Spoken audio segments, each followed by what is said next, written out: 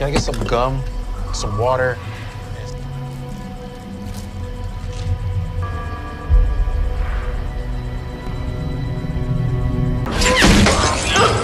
Who is this? What's going on over there? Don't worry, we're gonna find a way out of here, okay?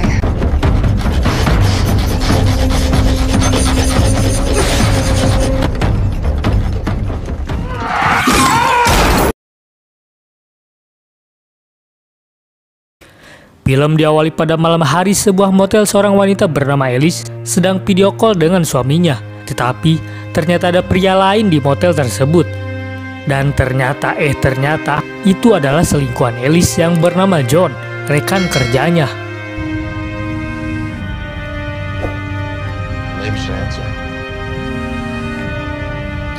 Saat berjalan pulang, bahan bakar mobil John menipis. Mereka pun berhenti di sebuah pom bensin di jalan yang sangat sepi. Sembari menunggu John mengisi bensin, Alice pun masuk ke dalam toko atau minimarket untuk membeli segelas kopi dan beberapa cemilan.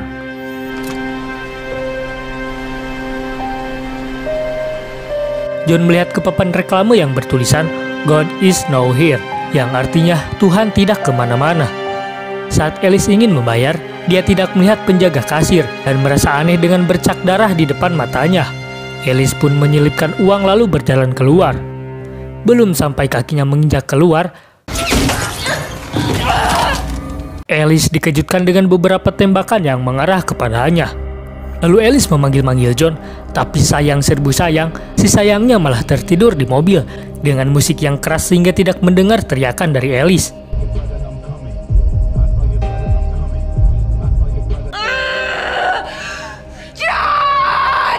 Lengan Alice pun terluka dan saat ia akan menggapai smartphone-nya, sniper menghancurkan ponselnya.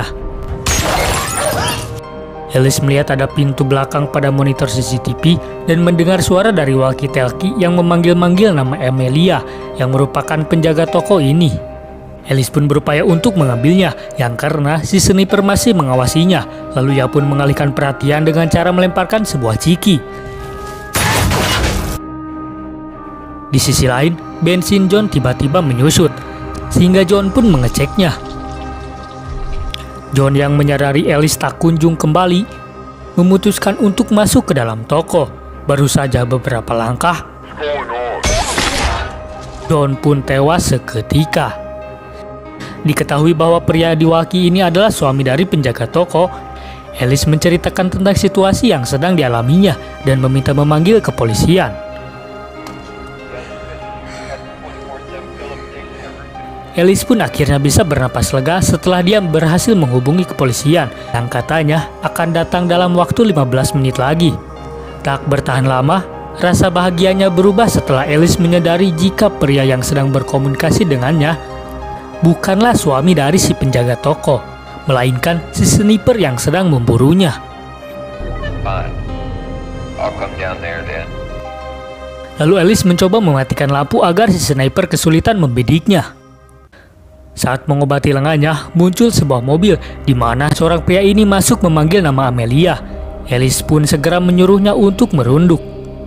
Diketahui, pria ini bernama Dog yang akan menggantikan sip Amelia. Semenjak Dog datang, tak ada lagi yang berbicara di walkie dan tembakan pun berhenti. Alice pun jadi curiga. Karena rasa curiga tersebut, Alice menyuruh Dog untuk menelpon 911 sebagai pembuktian. Tapi teleponnya tertinggal di mobil sehingga Dog harus mengambilnya.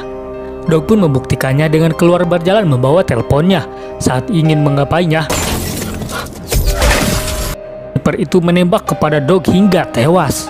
Tak lama si sniper pun kembali berbicara dan mengatakan bahwa Alice telah bertanggung jawab atas hilangnya nyawa satu orang tak bersalah.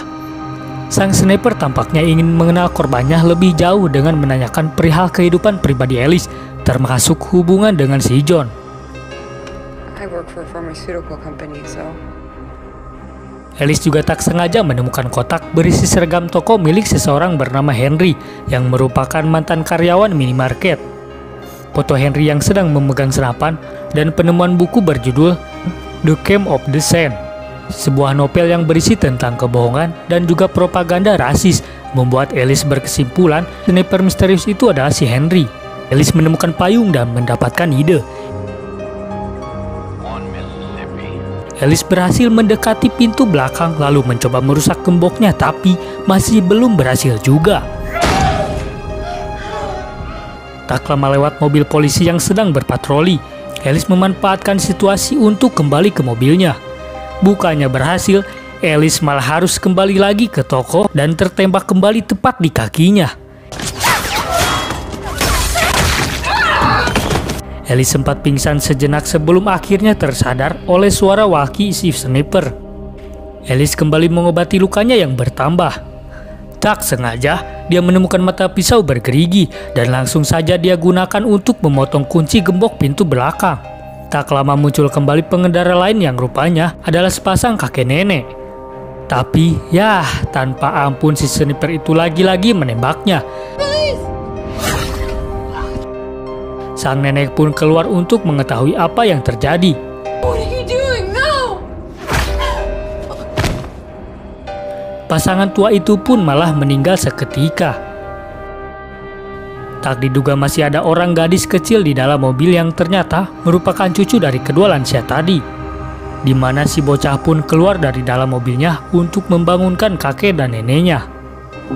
Wake up, Grandma. Wake up.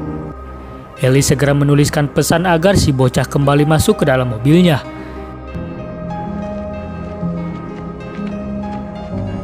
Ellis dan sniper terlibat percakapan serius tentang keputusan Ellis yang menolong bocah itu. Yang pada intinya, mereka berdua sepakat untuk membiarkan bocah itu tetap hidup asalkan Ellis mau mengorbankan dirinya. Ellis kembali menuliskan pesan agar bocah itu lari menuju jalan raya. Belum sampai ke jalan, tiba-tiba dia berhenti dan malah menengok ke arah Ellis, kemudian berjalan ke dalam toko. Si sniper pun memutuskan untuk keluar dari tempat persembunyiannya. Sadar jika si sniper akan mendatanginya, Ellis pun bergegas memotong kunci gembok dan berhasil membukanya. Namun, ternyata tidak ada lagi jalan keluar. Sehingga dia dan si bocah harus terjebak di dalam ruangan tersebut. Ellis langsung menyembunyikan si bocah ini di tempat yang aman. Ellis yang sudah kapalang edan memutuskan untuk melakukan perlawanan dengan alat seadanya. Si sniper pun sudah di dalam toko dan memanggil-manggil nama Ellis. What are we thinking? Still hiding, huh? Tanpa aba-aba, Ellis pun menikam si sniper itu hingga dia merintih kesakitan.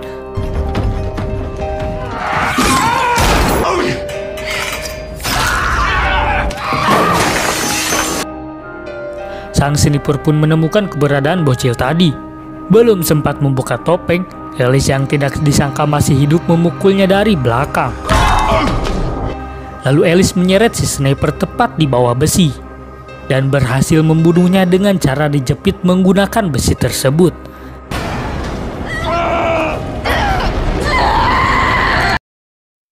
Tepat saat matahari terbit, Ellis pun akhirnya meninggoy tepat di sebelah sang sniper karena banyaknya kehilangan darah. Sedangkan si bocah kecil sendiri menjadi satu-satunya karakter yang selamat selain dari kameramen. Film pun ditutup dengan si bocah yang berjalan sendirian menyusuri jalan sambil berharap ada orang yang lewat dan menolongnya, dan film pun tamat.